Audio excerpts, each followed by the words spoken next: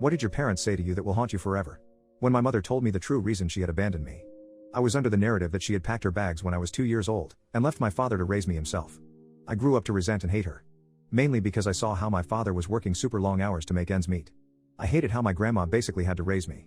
When I would ask her about my mother, my grandma painted a picture of a bitter, spiteful, hateful, spoiled and entitled woman. I felt very justified in my anger and hate for her. That's what my family told me, and I had absolutely no reason to doubt them. A few weeks ago I found her on social media while at my boyfriend's house. I was livid.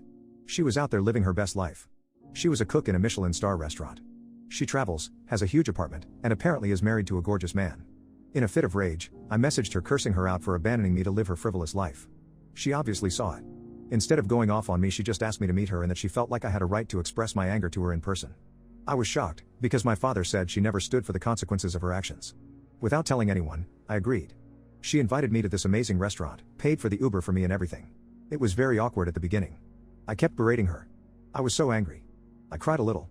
She just sat there and took it all in. I then asked her why she abandoned me. She then asked me a question that really shook me to the core.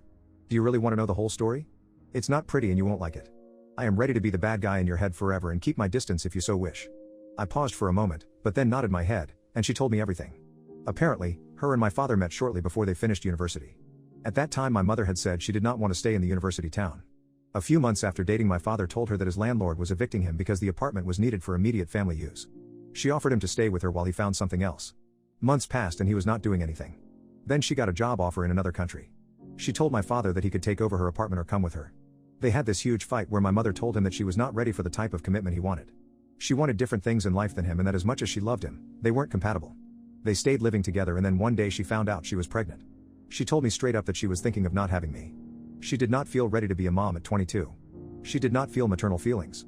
She said she was already struggling with depression and late diagnosed ADHD. Well, my father had other ideas, and instead guilt-tripped her into having me, so that they could stay together. So, she had me. Well, things only got worse.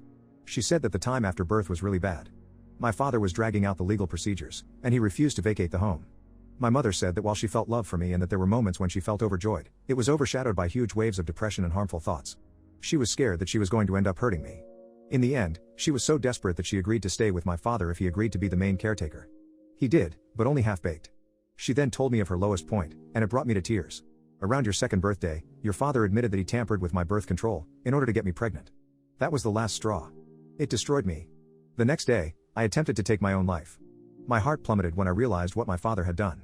He had basically forced pregnancy on her, and was facing no repercussions. After her attempt, a court ruling deemed my mother unfit to be a parent, and gave full custody to my father. I felt nauseous after all that. I would have not believed her, had she not brought so much evidence with her. She then brought up my message, and asked what I meant when I said we were struggling. I told her that we weren't exactly rich, and that I was having trouble coming up with the money to go to university. She was bewildered and asked what my father had been doing with the monthly payments she was making. I told her that we didn't receive any money. I saw her face turn into one of pure rage. She took out a stack of papers from her purse. She had been sending my father $3,000 each month in child support. She was court mandated to pay $1,500, but had been doubling that out of her own will.